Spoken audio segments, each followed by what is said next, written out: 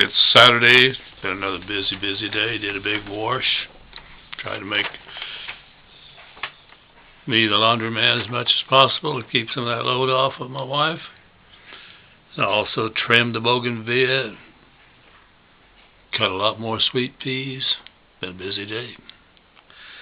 Well, back to getting started as a coach and teacher after the business of being a soldier and a student.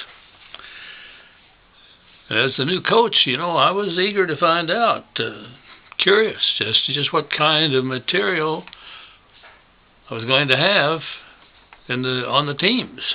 So, you're kind of asking around and listening, and people are telling you a little of this and a little of that. And comments seem to suggest that this is not a school that was very good in football, but pretty good in basketball. In fact, that there was a returning senior who, as a junior the year before, had made the all-state team at the state tournament. Hey, if you make it to the state tournament, you're really doing good. There's I don't know, seem like hundreds of small schools in Kansas. So to make it to the tournament, the state tournament, that's a big deal. So, that was encouraging. The boys, some of them, began to drift by and stop at the house or stop at the school when I was up there working. Wanted to get a look at the new coach. Seemed like good kids. And a couple of them made little comments, a little bit of anger there about their old coach that left, leaving because he thought he'd have better material to work with at the new school. If I remember right, he went up to Turon. Wasn't too far away, but not in the same league. Well, that kind of puzzled me. If you've been to the state tournament with your team, and you've got a boy coming back that apparently was the only one that made the all-state tournament team, that doesn't compute somehow. But, go figure. I couldn't figure it out. This teaching job, this coaching job was important to me. This was my dream. Oh yeah, I'll never be anything but a soldier at heart because of those first 2 hitches in the Army. But even before I ever thought of being a soldier, I was thinking I wanted to be a teacher and a coach and someday a school superintendent. So, it was important to me.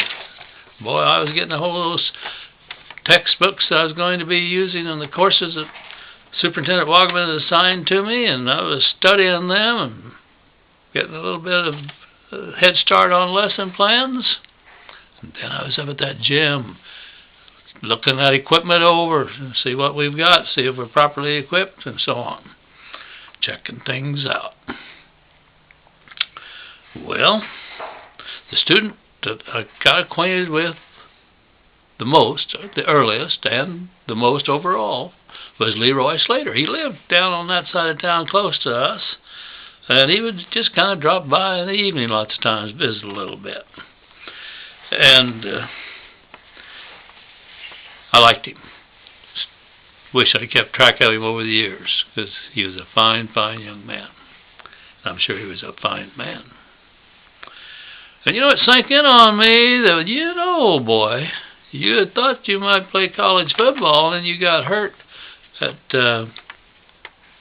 Fort Leavenworth in a pickup game and realized that you're not college football material. You haven't been playing any football. You haven't sure as heck been around 6-man football. Boy, I got on the telephone, called Coach Swinehart, Clay Swinehart, who had been the coach at Milton, who did just marvelous, had marvelous teams, and then he had left us maybe for better material too, and went over to Norwich, where he lived all the time, where his house was. And he was still at Norwich as coach. And he said, come on over. And boy, he sat down with me and he drew up some of the formations we'd used. Said, now you remember this, you remember that? Marvelous help. What a good man. What a good man. Well, I was about as ready as I was going to be for school to start, and you know what? It was going to start. Those days just slipped by, and it was time to get into the classroom, and after the classes, get on the football field.